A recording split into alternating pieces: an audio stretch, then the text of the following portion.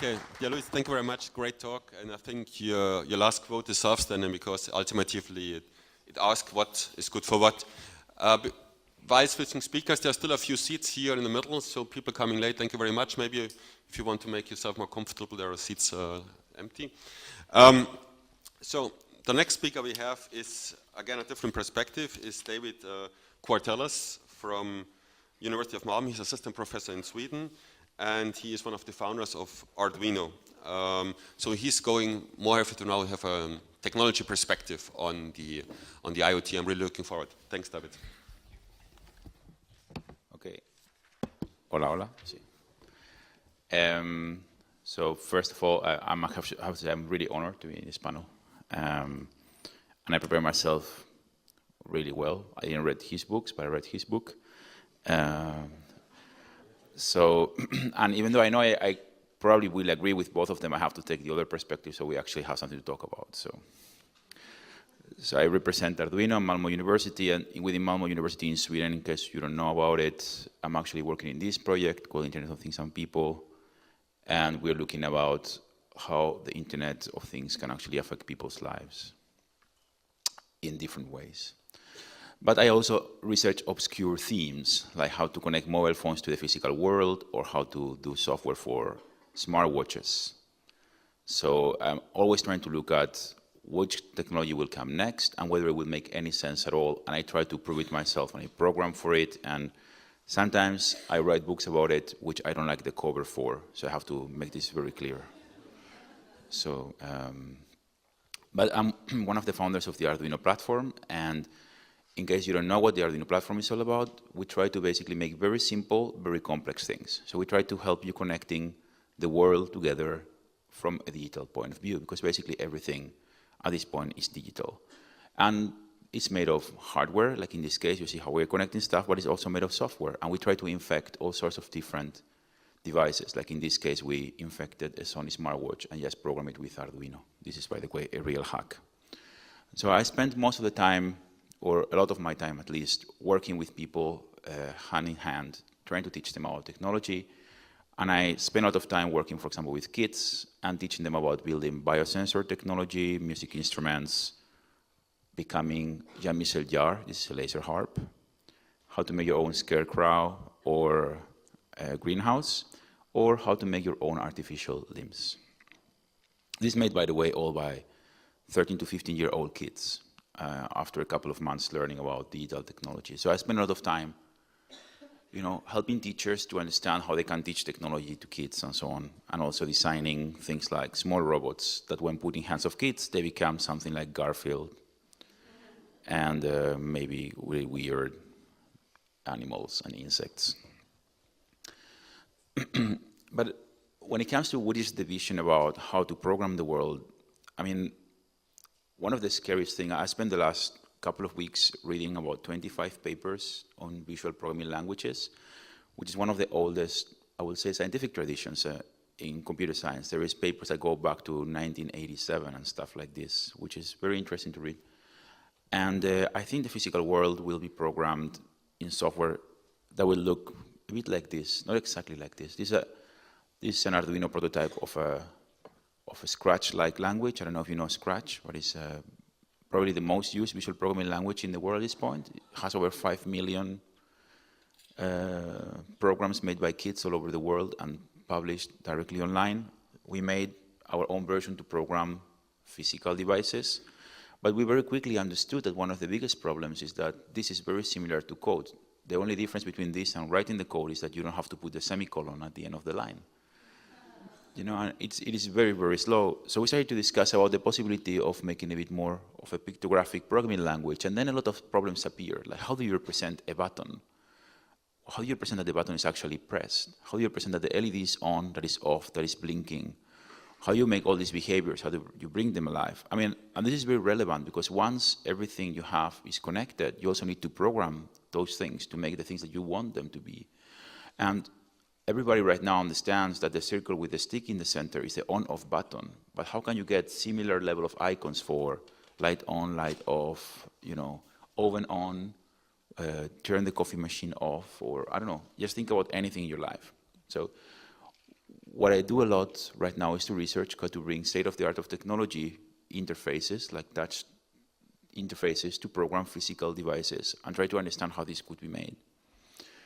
And this is an emergent movement. So when I started to discuss about this thing a couple of years ago with some former students of mine that have a very interesting company right now in Malmo, they told me, oh, we're already doing this. So they did this, which is very much, if you are within arts, there is Maximus P, Pure Data, all sorts of block languages to program interactions. Well, this is actually to program full applications for mobile phones and tablets, and even control the physical world. Here we link the robot that I showed you, I used with kids, and they made it into Garfield.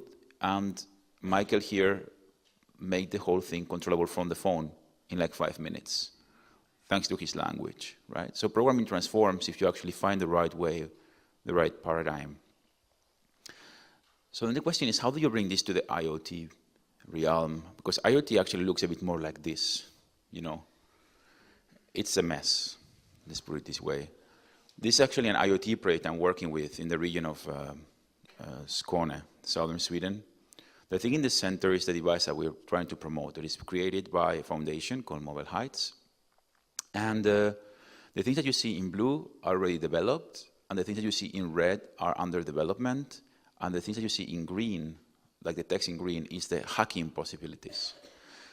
So we are looking at how to create a system that is hackable enough so that other people can build upon it. So we're not designing a system to be efficient, we're designing a system to be hackable, which is, in my opinion, something that we really need for IoT, because one of the biggest problems in IoT from a technical point of view is that people are just basically building verticals. Somebody sells you a platform to build an IoT solution, and they sell you the hardware, they sell you the connection to the cloud, they sell you the way how to make applications, and they don't tell you how you can actually reappropriate this thing and just make it yours and bring it into your own cloud or into your own thing. So basically the whole business idea around it's going to be centered around themselves. And it's actually linked, now that I read Bruce's book, to what he's saying about that people are trying to destroy the other people's businesses by making it for free, right? So everybody needs to make something in this vertical. I might give you the hardware for free, but I still need to make money on you on the cloud. Or I might give you the cloud for free, but I just need to make money on the hardware. Right now, at this level where all these companies are competing. And I have a really good example. It's happened a couple of years ago to us when Google released the board that you see on the left, which is basically a board that you can use to connect the physical world to mobile phones. And it's entirely based on Arduino. And they didn't tell us, because they didn't need to. There is a several billion dollars company, and we are 50 guys in a garage. Well, actually in 6 garages in 6 different countries. So what could we do? Well, in a kind of like a counteract of justice, we made our own copy of their copy, and which is the one on the right. Just to prove, actually, Google did this. They do this every year, and they do these things because they do need to prove they can achieve things within technology. They released these boards, and they never made any more boards. They made a reference design, which is what you do in open source. You make something, and you give it to people. They followed the whole thing by the book. They made a design, and they put it out for anybody to copy, which is really good. So we could actually build on that one. But the truth of the matter is that that board does not sell. But we as Arduino had to make it, because as an innovative company, we had to pick up on this train. We couldn't just say, no, we're not going to do it. Because then you are perceived as a company that is not really trying to be, fighting that market, so to say. A different example of a very interesting collaboration we had, because as a small company, you can actually collaborate with big companies, despite what people say, is this design. This is just a drawing, but it exists as a board. And it's a design that we made with Telefonica. Telefonica is the 3rd telco in the world. In Germany, they own O2. And basically, it's a board that allows you to connect to machine business, or M2M. But the real design we did with them was not the design of the circuit board. This thing can send GSM, it works on GSM or GPRS, it can send SMS, it can connect to the internet, can download a website for you, can make a phone call, anything that a phone can do, but in a very easy way, right?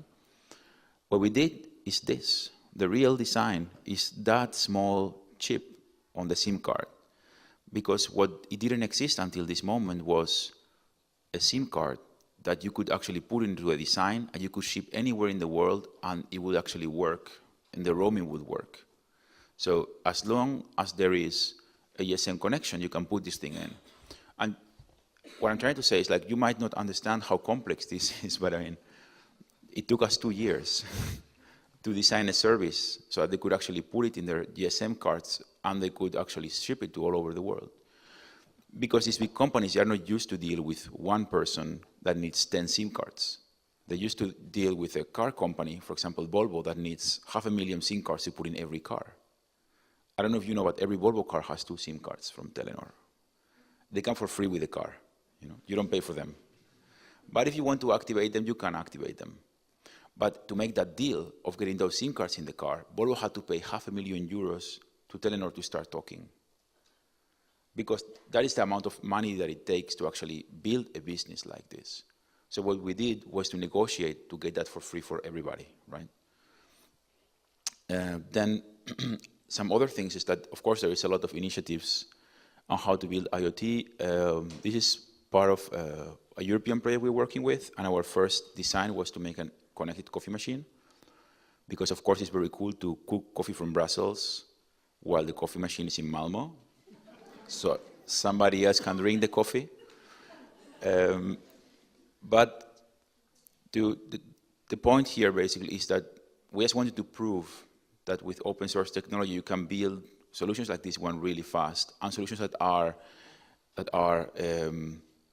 compatible, that you can reuse.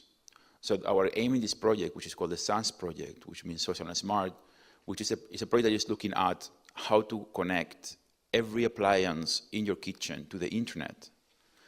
Our goal was to create a white label motherboard for kitchen appliances, which is this. This is a white label motherboard. You can use it to hack any existing kitchen appliance you have, from a washing machine to your toaster, passing by your fridge, anything that is in your kitchen. You can hack intelligent devices and you can hack stupid devices and make them intelligent. If you measure intelligence by the amount of kilobytes of memory, of course. But the interesting thing of this project is not really the hardware. The interesting thing for me is the possibility of sharing the so-called recipes. A recipe can be as, simple as, I have a red strawberry stain on my white pants. In Sweden we all wear white pants in the summertime. Actually, it's true, but and we eat strawberries. And so the question is, how can I wash this thing? And then I could actually get a really good program for my washing machine that goes at 30 degrees for a while, then it goes up to 90 for 2 minutes, and then goes down to 70, and then goes down to 30 again. And somebody programmed this, and I can just get this from a semantic web where somebody actually was cleaning, a blueberry stain from a tablecloth, because the machine can actually make the relationship between the fabrics and the type of stain and so on, right? So to me, that's really the advantage. Like it makes sense to share my information somehow, so I can actually get something back. Believe it or not, there is actually patents on this. Not from this project, but there's a patent on 5 levels cooking bread in an oven. Because you need to rise up the heat for a while and then put it down, and so you get the right level of crustiness. About the next project, I will actually let Bruce talk about it, but it's called Casa Yasmina, and it's an initiative from one of our offices, which is Officina Arduino in Italy, and I will let Bruce introduce it. But then the question is, what are people doing within IoT? In general, I have a standard IoT presentation I do to my students. So my students in the audience, I'm sorry guys, you're going to listen to it again. So this is one of the first examples I saw of something very clever and very simple. This guy, he hacked an an earthquake alarm and plugged it to an Ethernet board and was tweeting automatically when it was detecting an earthquake. And he got thousands and thousands of followers on Twitter in the area of Santiago de Chile, because they wanted to know whether there was an earthquake coming, right? One of the first interesting projects within the art field that was sold to MoMA is this one, is Botanicals. And it's the classic plant that tweets when it's running out of water. is very useful for most of you, I know. The other solution is to have a cat that likes your plants, because then the cat eats the plants and you just keep on buying new plants. And this is a project by Usman Haq, and Usman Haq is behind one of the first successful platforms for sharing sensor information. It was called Patchway, you might recognize it. Then it was called COSM, and it was called Xibeli after Oxibeli. I can't pronounce the name. But he made this project, it's called Natural Fuse. And I don't know if you've seen this project, but the idea is that you can have a fuse that is natural towards the use of your appliances. So if your plant can handle a certain amount of CO2 that can be translated into a certain amount of electricity per day, so you could turn on your lamp for, I don't know, let's say 2 hours a day. So if you need to study for an exam, you need to talk to your neighbor, so your neighbor can give you some of his electricity. So in that way, you can just make your system work in a selfless or a selfish mode. If you work in selfish mode, you suck electricity from other people that are in selfless mode, to the point that you could kill their plants, because you're sucking too much energy, and they will stop watering the plants for a while, and so they will die. So that's because of natural fuse, right? And this is an IoT application, because everything has to be connected, and the information has to be shared among plants. So if people go in a selfless mode because they go on vacation, for example, then they can be donating the electricity their electricity to the system, so somebody else can be using it. Another really good example of collective IoT that worked really well is in the case of Fukushima, when a lot of people around the world started to create radiation measuring systems that were then shipped to Japan, so people could just make their own radiation maps, because they didn't trust the official established radiation maps, right? And this brings up to yet another initiative.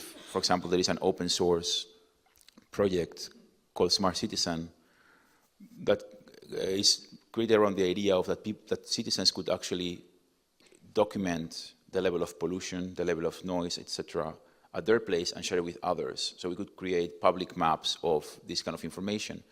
The interesting thing in this project is that, besides being Arduino compatible, which of course honors me, but first of all, the hardware is completely open, but then they made the whole software completely open, like the whole mapping system, the servers are open, so you could actually take this project and make your own IoT project from scratch without having to depend on anybody's vertical, right?